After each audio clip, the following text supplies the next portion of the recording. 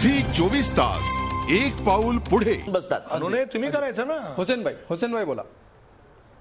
नाही, भरत कुमारांना बरीच माहिती आहे, पण मला आमचे मित्र मधु चव्हाणांना आठवण करून द्यायची आहे की तिथे पंजाबमध्ये बियान सिंगच्या मारेकऱ्याला फाशी देऊ नये असा ठराव झाला आणि त्या सरकारबरोबर तुम्ही आहात हे लक्षात घेतलं पाहिजे. पण आमच्या लोकांनी विरोध केला होता त्याला. राजीव गांधीच्या याला फाशी दिलं पाहिजे असं आम्हाला वाटतं.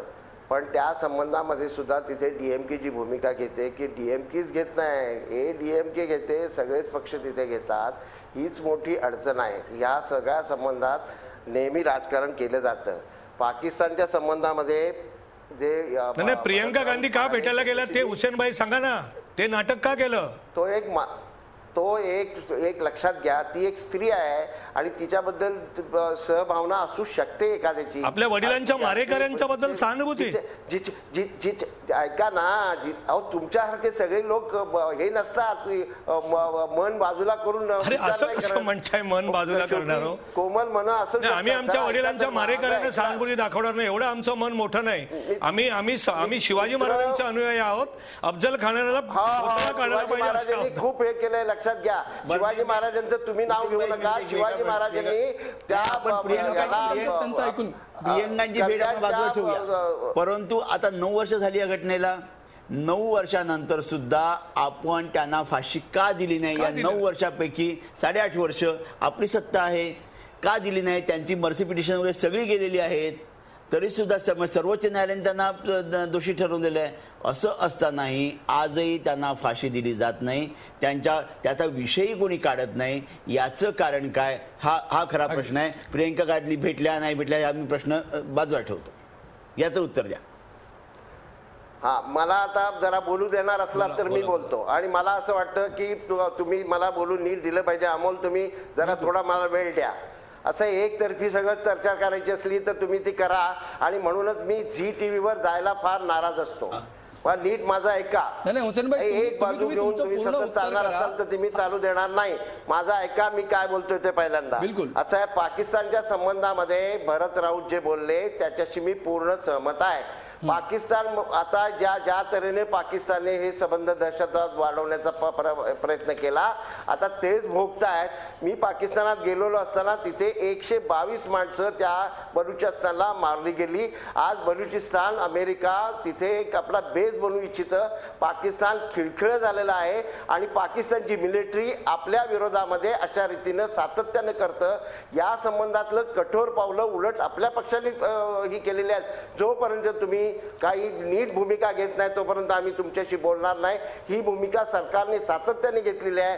कुठेही आपले प्रधानमंत्री तिथे गेले होते वाजपेयी, आणि त्यावेळेला कारगिलवर हल्ले झाले, लक्षात घ्या. आता तर पुढे असं आलेलं आहे की तिथले प्रेसिडेंट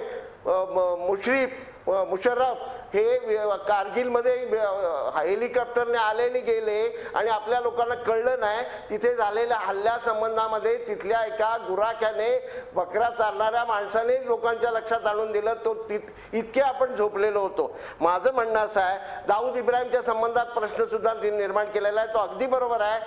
कुठेही या संबंधामध्ये ढिलाई करणं बरोबर होणार नाही अशीच माझी भूमिका आहे. पण माझं दुसऱ्या बाजूला एक म्हणणं आहे, ते लक्षात घ्या की सनातन धर्म संस्था ज्या पद्धतीने बोलते किंवा शिवानी सावरकर ज्या पद्धतीने बोलतात किंवा ज्या पद्धतीनं कर्नल आणि ते सगळे वागतात, त्या संबंधामध्ये ही मंडळी काहीच बोलत नाही, हे लक्षात घेतलं पाहिजे. आणि दुसरं असं 92चा उल्लेख केला, फार चांगलं केलं. मला बरं वाटलं की भरत कुमार राऊतना त्या 92च्या उल्लेखाचा केला. 93चा उल्लेख मी उलट करतो. तुम्ही 92चा केला. त्या 92च्या उल्लेखामध्ये कमिशनने जे सांगितलेलं आहे सरकारने का केली नाही असा प्रश्न तुम्ही उपस्थित करत नाही. तो जर उद्या असा आहे, एक विशिष्ट लोकांच्या संबंधामध्ये भूमिका घ्यायला लागल्यानंतर संबंध देश भडकवायचा, ही आता भूमिका चालणार नाही. न याने भडकू नये त्याने भडकू नये. देश एकत्र ठेवणं हेच असलं पाहिजे. आणि याच्यामध्ये संजय नहार जे बोलतात ते आपण लक्षात घेतलं पाहिजे. इथे आपला देश हा विखुर एका बाजूने अमेरिका आहे. आता तिथे याच्यातून अफगाणिस्तानातून अमेरिका आपले पावले उचलून घेऊन जाणार आहे आणि तिथला दहशतवादी नेमकं काय करेल आज सांगता येत नाही. दुसऱ्या बाजूला चीन आपल्या बाजूला एकदम उभं राहिलेलं आहे. ह्या सगळ्या गोष्टी आंतरराष्ट्रीय घडामोडी पण आपल्याला लक्षात घेतला पाहिजे. राष्ट्राचा विचार करत असताना कुठल्या तरी कोपऱ्याचा आणि गावाचा विचार करायचा नाही. ते ग्रामपंचायतीचा विचार केल्यासारखं बोलून चालणार नाही. राष्ट्राचा विचार करताना त्याच्या सीमा लक्षात घ्याव्या लागतात, त्यातली जनता लक्षात घेतली लागते, त्यातले वेगवेगळे फोर्स लक्षात घ्यावे लागतात, हे जागतिक राजकारण लक्षात घ्यावं लागतं, जागतिक अर्थकारण लक्षात घ्यावं लागतं. हे सगळं लक्षात घेऊन ते करावं लागतं. आणि नेहरूंचं त्यांनी नाव घेतलं. आज या देशामध्ये आपण आहोत ते महात्मा गांधी नेहरूमुळे आज लक्षात घ्या. आणि तुम्हाला आम्हाला बोलायचं जी संधी मिळते ती त्यामुळे मिळते. त्यावेळेचे सावरकरांचं पण नाव घ्या, ती मधु चव्हाणांनी एकदा वाचावी आणि नंतर या संबंधातली चर्चा करावी. एक मिनिट मला सांगायचं, एक मिनिट, मी इतिहासाचा प्राध्यापक नाही, त्यामुळे जर का मी 93च्या ऐवजी समजा 92 म्हटलं असेल तर ती माझी चूक झाली, याच्यावर वाद नाही. फक्त लोकांना संदर्भ कळलेला आहे. माझा त्यांनी मुख्य प्रश्नाला त्यांनी बगलच दिली की 93चे काय जे काय हल्लेखोर होते, ज्यांच्या विरुद्ध खटला गुन्हा सिद्ध झालेला आहे, त्यांच्या विरुद्ध सरकारने आणि त्यांना फाशी शिक्षा दिलेली आहे, त्यांच्या विरुद्ध या सरकारने का अशी भूमिका घेतलेली आहे. काय करतात? तुम्हाला अफजल गुरु नको असतील तर यांना आधी फाशी द्या. नाही, मला असं म्हणायचं आहे की भरतकुमार राऊत मधल्या काळामध्ये 5 वर्ष तुमचं 6 वर्ष तुमचं सरकार होतं, तेव्हा दाऊदला आणून मुसक्या बांधून आम्ही आणू आणि त्याला मारू, त्याला एक मिनिट हुसेनभाई असं म्हटलं तर तुम्ही का नाही केलं? तुम्ही हुसेनभाई एक मिनिट आपण सांगा आपल्याला. बरोबर नाही. एक मिनिट हुसेनभाई सरदार वल्लभभाई पटेलांनी जवाहर हा प्रश्न तुम्ही त्या ठिकाणी युनोमध्ये नेऊ नका अशा तऱ्हेचा आग्रह केला होता. सार्वमताचा आग्रह त्यांनी केला होता. 370 कलम का रद्द केलं जात नाही? समान नागरी कायदा का आणला जात नाही? राष्ट्रीय प्रवाहात आणायचा आहे ना त्यांना. आणखीन एक हुसेनभाई मला सांगा, मी तुम्हाला दोष देत नाही कारण तुम्ही काँग्रेसमधले एक चांगल्याने सभ्य आहात. 93 साली दंगा झाला, 15-16 वर्ष उज्ज्वल निकमनी खटला चालवला अर्थरोड जेलमध्ये. मेमन सकट जवळजवळ 10-12 लोकांना फाशी झाली. महाराष्ट्राच्या मुख्यमंत्र्यांनी देशाच्या गृहमंत्री शिंदेनाही माहित नसेल त्या केसचं काय चाललंय. लावा बघू फास्ट ट्रॅक. हजारो निरपराध लोक 12 ठिकाणी बॉम्बस्फोट करून मारले गेले. त्या ठिकाणी त्यांचं काय केलं तुम्ही? तो त्या ठिकाणी संजय दत्त फिरतोय, सुनील दत्तांचा पुत्र. जगामध्ये कुठला असं न्याय की जामिनावर तो शूटिंग करतोय? हा या देशाचा न्याय आहे का? हा देशाचा न्याय आहे का? मला सांगा. 93 साली 12 ठिकाणी बॉम्बस्फोट झाला, निरपराध लोकांना ठार मारलं. अगदी तुमच्या सगळ्या प्रश्नांची उत्तरं देत आहेत. त्याचा मी निषेध केलेला आहे. त्यावेळेला आम्ही धरणं धरलेलं आहे, यांना पकडा असं म्हटलेलं आहे. दुसऱ्या बाजूला तुम्ही श्रीकृष्ण कमिशनची अंमलबजावणी का होत नाही हा प्रश्न नाही विचारत. अगो लक्षात घ्या, या देशाची एकात्मता, या देशाचं भलं जे काय आहे ते 85% हिंदू काय करतात याच्यावर अवलंबून आहे. 10%, 5% इकडे तिकडे काय करतात याच्यावर अवलंबून आहे. हुसेनभाई हिंदू हा कधी आक्रमक नव्हता.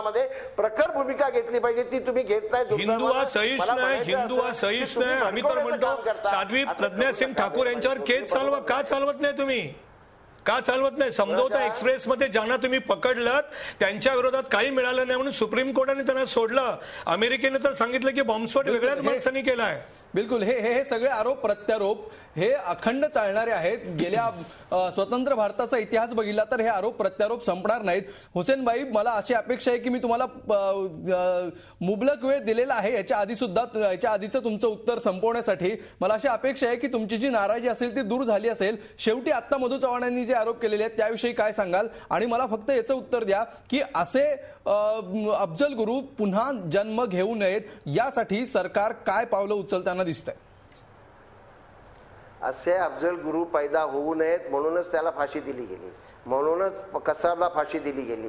आणि इतकंच नव्हे तर त्या संबंधामध्ये कठोर पावलं आम्ही उचललेली आहेत. हा एक जगाला संदेश दिला गेलेला आहे. आता याच्यामध्ये संजय नहार बोलतात, ती भीती मलाही वाटते की पाकिस्तान सध्या इतकं खिळखिळं झालेलं आहे की त्याच्यामधून मार्ग काढायचा असेल तर हिंदुस्थानच्या विरोधात वातावरण करायचं. आणि तिथली मिलिटरी नेहमीच करते. तिथल्या जनतेला भारताशी संबंध चांगले ठेवायचे आहेत, पण चांगले संबंध होत आहेत असं म्हटल्यानंतर लगेच तिथली मिलिटरी काहीतरी गडबड करते, आमच्या लोकांना मारते आणि संबंध वितुष्ट निर्माण करते. आणि मुख्य भाग असा आहे की आज अफगाणिस्तान मधून आलेला जो माणूस आहे, जे दहशतवादी ट्रेन केलेले आहेत त्यांनी ते अमेरिकेने ट्रेन केलेले आहेत, ते लक्षात घ्या. पाकिस्तानपेक्षा अमेरिका जास्त डेंजरस आहे. झी 24 तास एक पाऊल पुढे.